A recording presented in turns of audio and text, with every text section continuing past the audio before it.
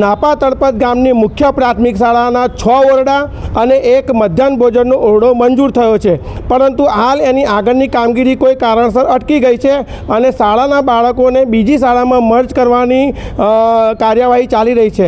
એ સંદર્ભે શાળાના વાલીઓ અને એસએમસી કમિટીના સભ્યો અજાણ છે અને ગ્રામજનોનો વિરોધ છે કે શાળા ખૂબ જૂની છે અને શાળામાં બાળકો સારું શિક્ષણ મેળવી રહ્યા છે, તો શાળાના 6 ઓરડા અને મધ્યાહન ભોજનનો ઓરડો બનાવવામાં આવે અને અહીંયા શાળા ચાલુ રાખવામાં આવે।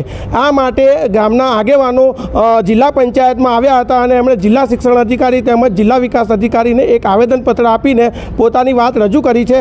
શું છે હકીકત આપણે જાણીશું જિલ્લા પંચાયતના પૂર્વ સભ્ય ઇમરાનભાઈ સાથે। ઇમરાનભાઈ, જણાવશો તમે? આજરોજ અમે જિલ્લા પંચાયત આણંદમાં આવ્યા છે। ગામના માજી સરપંચો, તાલુકા પંચાયત સભ્ય, ગામના આગેવાનો બધા જિલ્લા વિકાસ અધિકારીની મુલાકાત માટે આવ્યા હતા।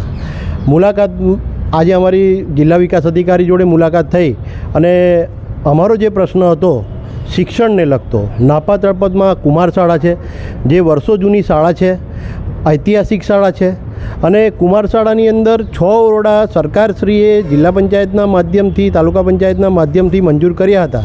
જે તે સમયે ભલામણ કરી હતી એના સંદર્ભે 6 ઓરડા મંજૂર કર્યા હતા। હા, અને 1 ઓરડો મધ્યાહન ભોજન માટે મંજૂર કર્યો હતો।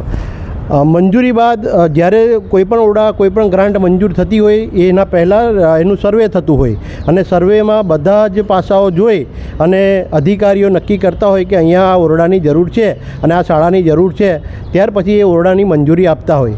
આજે ઓરડા મંજૂર થઈ ગયા પછી, ઓરડાના મંજૂરી બાદ અહીં જિલ્લા પંચાયતની શિક્ષણ સમિતિમાં એવો ઠરાવ કરવામાં આવ્યો છે કે આ શાળા કુમાર શાળાને કન્યા શાળામાં મર્જ કરવી। એ ખૂબ જ ગેરવ્યાજબી કહેવાય, એ ખોટું કહેવાય। કેટલાક લોકો આમાં શિક્ષણમાં રાજકારણ રમવા માગે છે, એ ખોટું છે। મારા ગામની જ્યારે વાત આવે ત્યારે હું ક્યારેય શિક્ષણ બાબતે કોઈ સમજોતો કરવા અમે તૈયાર હોતા નથી।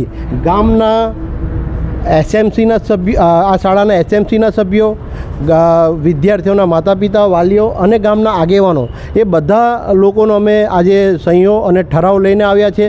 જિલ્લા શિક્ષણ અધિકારીને અમે આપ્યો છે, એની તારીખ પણ આપ જોઈ જાઓ, રિસીવ કોપી અમારી જોડે છે અને જિલ્લા વિકાસ અધિકારીએ અમને આશ્વાસન આપ્યું છે કે આ સંદર્ભે હું પુનઃ વિચાર કરીશ। જિલ્લા શિક્ષણ સમિતિના જિલ્લા અધિકારીએ શું કહ્યું? જિલ્લા શિક્ષણ અધિકારીએ અમને એવું કીધું કે આમાં તમારા જિલ્લા પંચાયત સભ્ય અને એમએલએનો લેટર આવેલો છે કે ભાઈ આ શાળા કન્યા શાળામાં મર્જ કરવી અને એસએમસીનો ઠરાવ પણ આવ્યો છે। અમે એમને કીધું કે એસએમસીનો ઠરાવ ખોટો છે। અમારી જોડે જે એસએમસીનો ઠરાવ છે એની આપ કોપી જોઈ શકો છો। એ એસએમસીના ઠરાવમાં તમામ એસએમસી સભ્યો અમારી જોડે છે અને એસએમસીના સભ્યો એવું કહેવા માગે છે કે આ શાળા અહીંયા જ બનવી જોઈએ। આ તમે જોઈ શકો છો। જિલ્લા વિકાસ અધિકારીને મળે એમણે શું કીધું?